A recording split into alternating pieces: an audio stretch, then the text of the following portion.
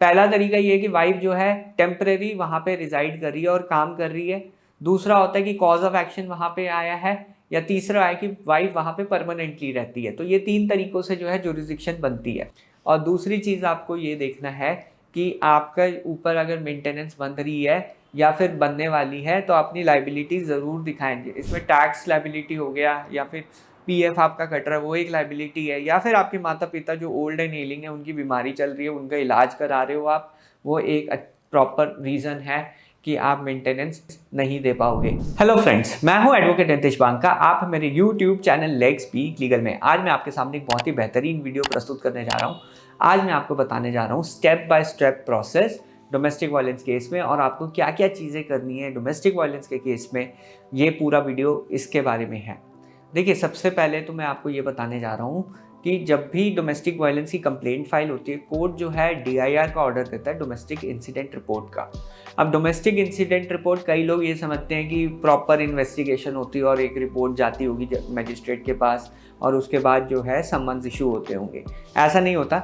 DIR जो report होती है वो एक फॉर्मेलिटी होती है और एक प्रोटेक्शन ऑफिसर सीधा कॉपी पेस्ट करता है अपनी एक फॉर्मेट में और वो मजिस्ट्रेट के आगे जो है सबमिट कर देता है रिपोर्ट।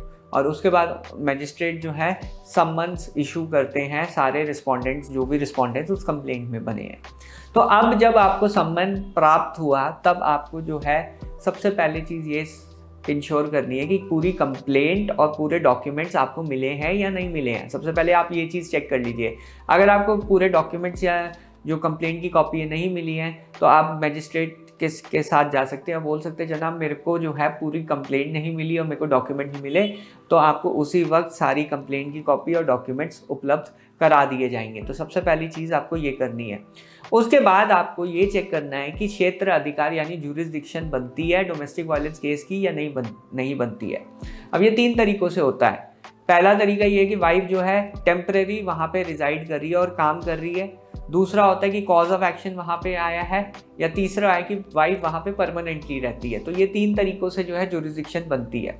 जनरली क्या होता है, कई बार ऐसा हो जाता है कि पेरेंट्स जहाँ रहते हैं वहाँ पे कंप्लेंट फाइल की जाती है और वाइफ जो है कहीं और काम कर रही होती है। तो ऐसे अगर है आपका केस तो आप जुरिसडिक्शन के ग्राउंड पे कंटेस्ट करके वो केस को बिल्कुल ही ख़त्म करा सकते हैं। अगर ऐसा नहीं है, ऐसा होता नहीं है कि जो जुरिसडिक्शन का ग्राउंड नहीं बनता है, तब आप जो है नेक्स्ट स्टेप देखिए कि जितने भी रिलेटिव्स हैं उनके खिलाफ क्या वेग एलिगेशंस हैं या स्पेसिफिक एलिगेशंस हैं। अगर वेग एलिगेशंस हैं तो उनके डिलीशन की आप एक एप्लीकेशन और लगा सकते हैं।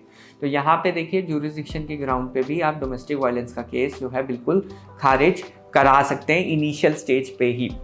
अगर आपका केस ज्यूरिसडिक्शन के ग्राउंड पे नहीं होता है तो अपना रिप्लाई फाइल कीजिए और उसके बाद जो है आप अपना इनकम एफिडेविट फाइल करेंगे। अब इनकम एफिडेविट में मैं आपको ये बता देता हूँ कि जो इनकम एफिडेविट आप फाइल करेंगे तो वो बिल्कुल जो है विद डॉक्यूमेंट्स, कॉन्ट्रडिक्शन नहीं होनी चाहिए। स्टेटमेंट्स में जो इनकम है और जो आप इनकम एफिडेविट में इनकम शो कर रहे हैं बिल्कुल सेम होना चाहिए। अगर वहाँ पे डिस्क्रिपेंसी हुई तो मेंटेनेंस आपके ऊपर ज़्यादा से ज़्यादा बंध जाएगी। और दूसरी चीज़ आपको ये देखना है कि आपका ऊपर अगर मेंटेनेंस बन रही है या फिर बनने वाली है तो अपनी लाइबिलिटी ज़रूर दिखाएंगे। इसमें टैक्स लाइबिलिटी हो गया, या फिर पीएफ आपका कट रहा है वो एक लाइबिलिटी है, या फिर आपके माता पिता जो ओल्ड एंड एलिंग है उनकी बीमारी चल रही है उनका इलाज करा रहे हो आप, वो एक प्रॉपर रीज़न है कि आप मेंटेनेंस नहीं दे पाओगे। तो ये चीज़ पे आप हाईलाइट कीजिए। अपने खर्चे बिल्कुल मत दिखाइए। खर्चे जितने ज़्यादा दिखाएंगे उतना कोर्ट को लगेगा कि ये जो व्यक्ति है अपना लैविश लाइफस्टाइल जी सकता है तो वाइफ को भी मेंटेन कर सकता है। यानी घर गाड़ी अगर आप दिखाते हैं तो वाइफ भी उसी के हकदार है।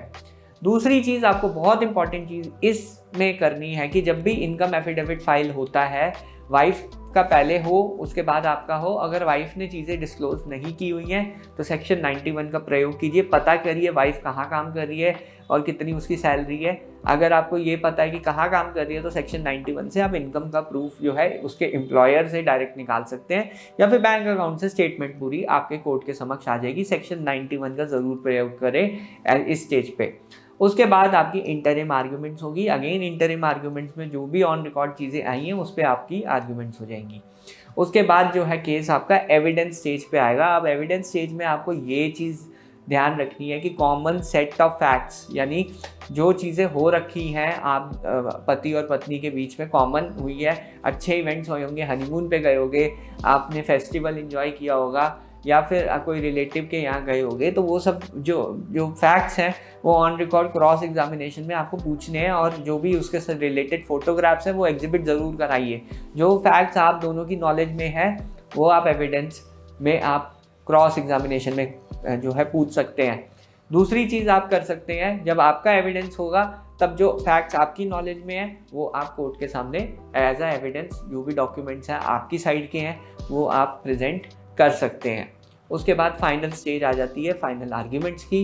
इस स्टेज पे आप पूरा का पूरा एविडेंस देख के आर्ग्यू कीजिए और बताइए जज साहब को कि डोमेस्टिक वायलेंस का केस क्यों नहीं बनता, एविडेंस क्या कहता है, और ये सब चीज़ें आप राइटिंग में दीजिए विद जजमेंट्स, तो आपकी जीत पक्की होगी डोमेस्टिक वायलेंस के केस में।